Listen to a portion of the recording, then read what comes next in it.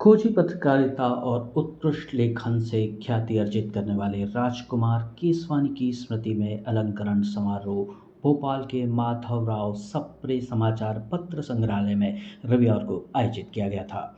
समारोह में गीतकार और लेखक इरशाद कामिल और रूमी जाफरी शामिल हुए थे। इसके अलावा शहर के जाने माने रंगकर्मी और अभिनेता राजीव वर्मा ने कार्यक्रम की अध्यक्षता की थी।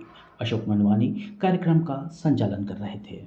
कार्यक्रम में सबसे पहले संग्रहालय के संस्थापक विजय दत्त श्रीधर ने बताया कि भोपाल गैस त्रासदी से पहले ही उसके खतरों के बारे में तथ्यों के साथ खुलासा करने वाले केसवानी विलक्षण पत्रकार थे। फिल्मी लेखन की विशिष्ट शैली के कारण लाखों पाठक उनके मुरीद थे।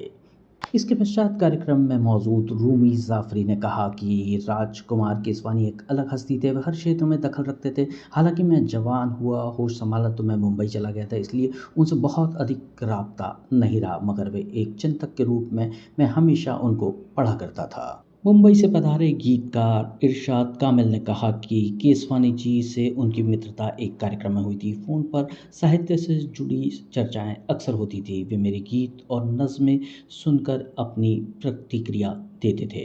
उन्होंने खोजी पत्रकार के रूप में भोपाल गैस त्रासदी की आशंका व्यक्त कर समाज को आगाह करने का काम किया था। इस दौरान रंगकर्मी और बॉलीवुड अभिनेता राजीव वर्मा ने बताया कि वह एक ऐसे इंसान थे जिनका अलग अलग विधाओं में हस्तक्षेप रहा है, क्योंकि इस सभागृह में कई प्रोफेशन के लोग पहुंचे हैं। इसके अलावा उनके बारे में बात करूं तो वो मेरे मोहल्ले में थे और मेरे दोस्त थे। हम साथ में घूमा करते थे।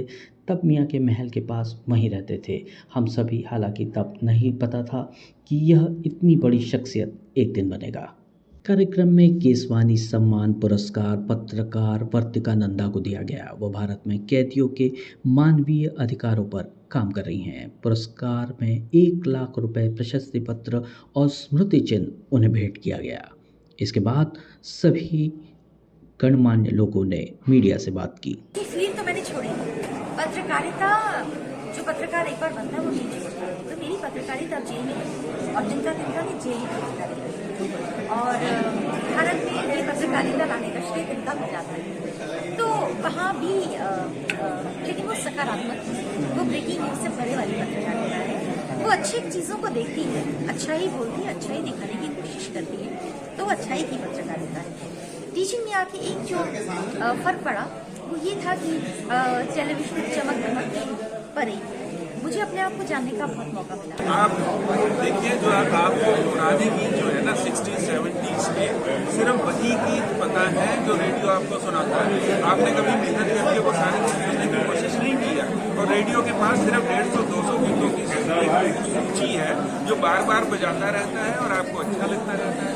आप समकालीन समाज में जी रहे हैं जहाँ फिल्में बन रही हैं।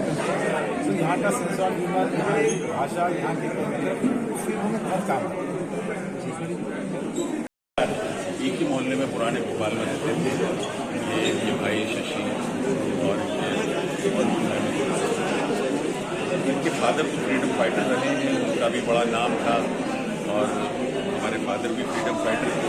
बहरहाल वो उस तरीके से मोहल्ले के जैसे बच्चे लोग होते थे। आज से मैं बता रहा हूँ आपसे मेरी क्या उम्र होगी, मैं तो बोल रहा हूँ जब मैं 10-12 साल का था तब से मोहल्ले के पतंग स्थान होती थी, कभी मोहल्ले की स्थान होती थी। इस तरह से हम लोग का था। लेकिन ऐसे पत्रकार मैंने उनका रूप जो है वो जाना है बाद में। इस बीच में वो पॉपुलर हो गए थे। मैं अपने सरकारी कामों में व्यस्त था, मुलाकात होती रहती थी, लेकिन इस तरीके से नहीं थी पत्रकार। लेकिन अब मैं देख तो ये थी खबरों की विशेष प्रस्तुति। देखते रहिए खबरें, क्योंकि खबरें की है हर खबर पर नजर।